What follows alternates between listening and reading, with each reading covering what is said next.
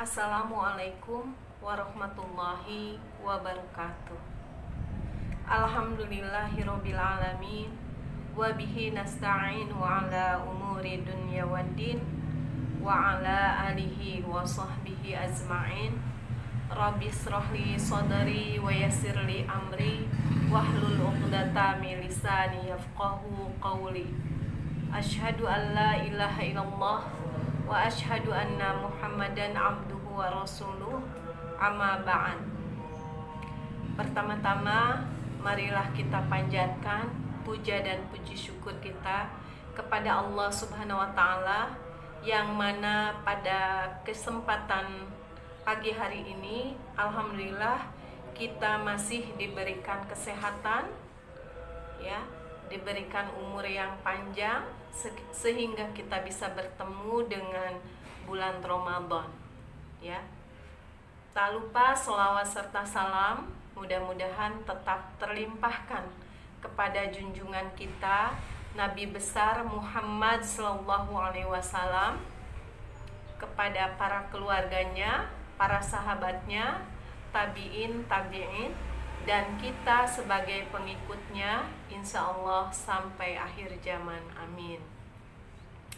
Pada kesempatan pagi hari ini Ibu akan memberikan ulasan, yaitu mengenai Al-Quran dan hadis, ya.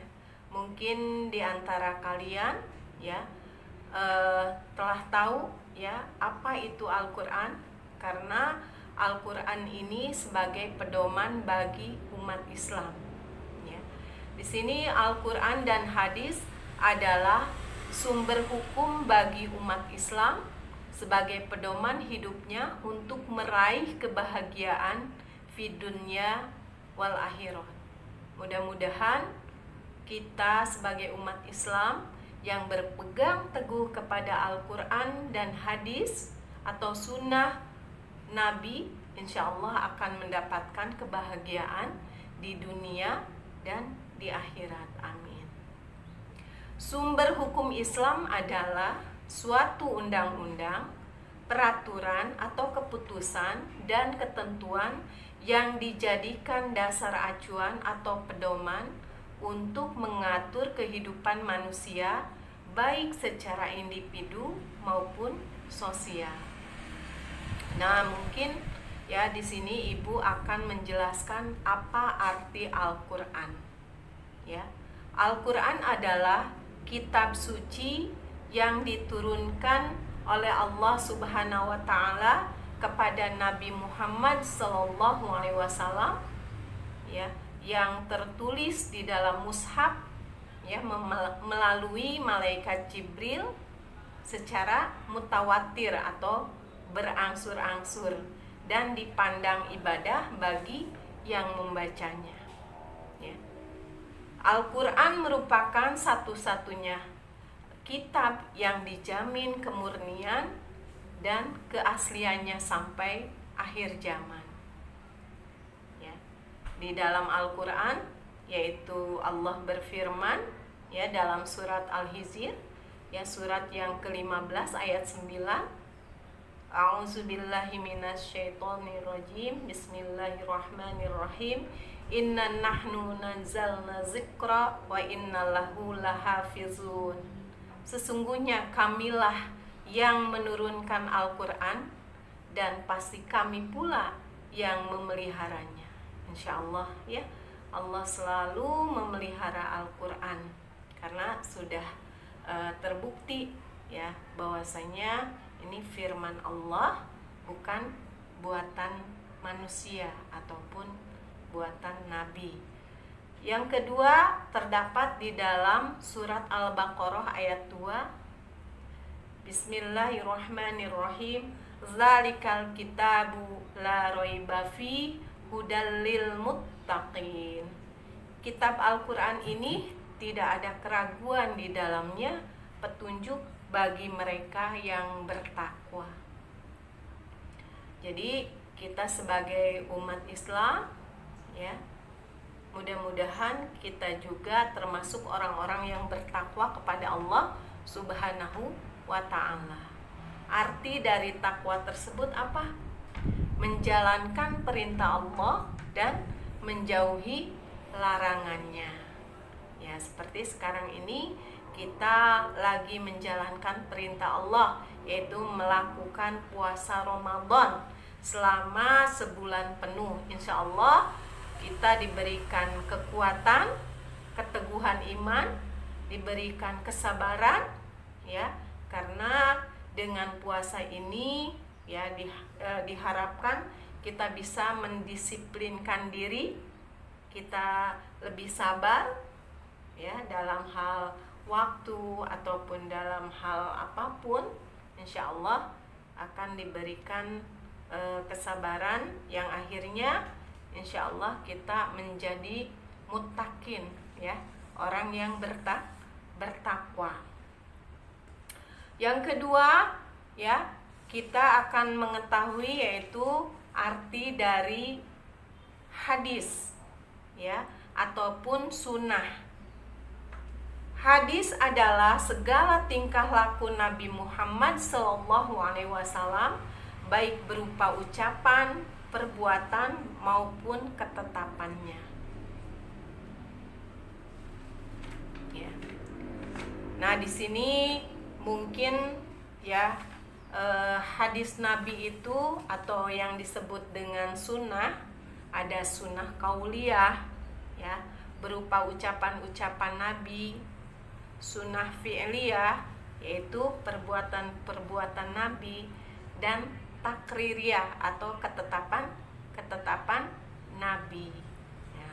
Di sini apa yang harus kita lakukan, ya, apa yang harus kita teladani terhadap sunnah-sunnah atau apa yang dilakukan oleh Nabi kita yang kita cintai, yaitu Nabi Muhammad SAW pada waktu puasa Ramadan. Apa saja? Yang pertama, ya, makan sahur. Jadi kita kalau ingin kuat ibadah puasanya, jangan lupa yaitu melakukan makan sahur, ya. Rasulullah bersabda, makan sahur adalah berkah dan mendapatkan doa dari para malaikat. Jadi kalian jangan lupa untuk selalu makan sahur biar mendapatkan berkah dari Allah Subhanahu wa taala dan insya Allah mendapatkan doa dari para malaikat Allah. Ya. Yang kedua yaitu bersedekah, ya. Amalan sunnah saat Ramadan yang juga mendatangkan ladang pahala adalah bersedekah, ya, entah berupa makanan, minuman, atau berupa materi, uang, ya, itu bisa kita lakukan, ya. Kita berlomba-lomba dalam kebajikan, fastabiqul khairat, karena pada waktu bulan puasa ini, ya, pahalanya dilipat gandakan sampai 700 kali lipat. Ya, kita harus termotivasi untuk ya beramal, ya, pada bulan puasa ini, dipacu yang tadinya mungkin sedekahnya kurang. Nah, pada bulan puasa ini insya Allah, ya, kalian bisa melakukan, ya, dengan bersedekah, mungkin berupa makanan atau minuman, ya, untuk berbuka puasa bagi orang yang berpuasa. Yang ketiga yaitu tadarus Al-Quran, ya. Kita sebagai umat Islam harus mencintai, wajib mencintai, ya, pedoman kita yaitu Al-Quran, ya, dengan selalu membacanya, ya. Tadarus Al-Quran menjadi amalan utama saat Ramadan dan dianjurkan untuk menghatamkannya minimal sekali dalam sebulan, ya. Misalnya satu hari, satu malam kita membaca Al-Quran 1 juz, karena di dalam Al-Quran ada 30 juz. Ya. Ada 114 surat dan 6.666 ayat. Ya, mudah-mudahan kalian di rumah dalam keadaan sehat walafiat, ya, mudah-mudahan bisa bertadarus sampai hatam atau sampai tamat insyaallah, ya.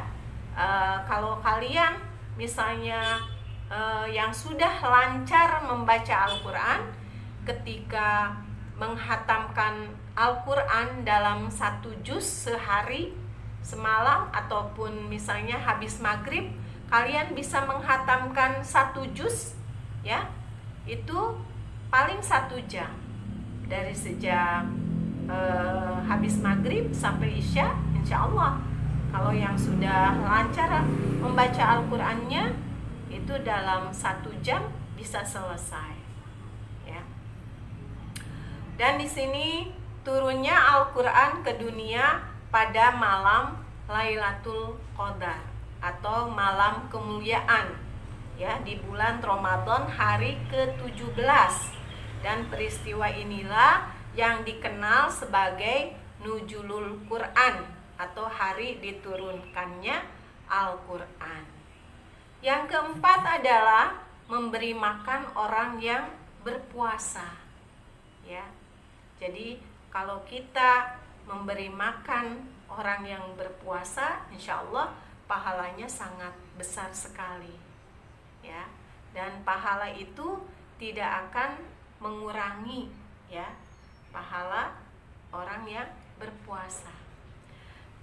Yang kelima yaitu i'tikaf atau berdiam diri di masjid sembari berdoa, ya, pada waktu sepertiga akhir bulan Ramadan, ya, 10 hari terakhir bulan Ramadan, misalnya pada tanggal 21, ya, lilikuran lah istilahnya, ya, kita banyak beriktikaf atau berdiam diri di masjid, tetapi bukan untuk tidur, ya, untuk berdoa, bertadarus, ya, banyak zikir, mengingat Allah. Insya Allah kita akan mendapatkan manfaat, ya, dari kita sering bertadarus, sering mengingat Allah atau zikir, ya, hati kita akan menjadi tenang, lebih bahagia, hidup kita tentram, ya, insya Allah. Nah, sekian dari Ibu, kurang lebihnya mohon maaf, ya, mudah-mudahan bermanfaat. Wabillahi taufik wal hidayah. Wassalamualaikum warahmatullahi wabarakatuh.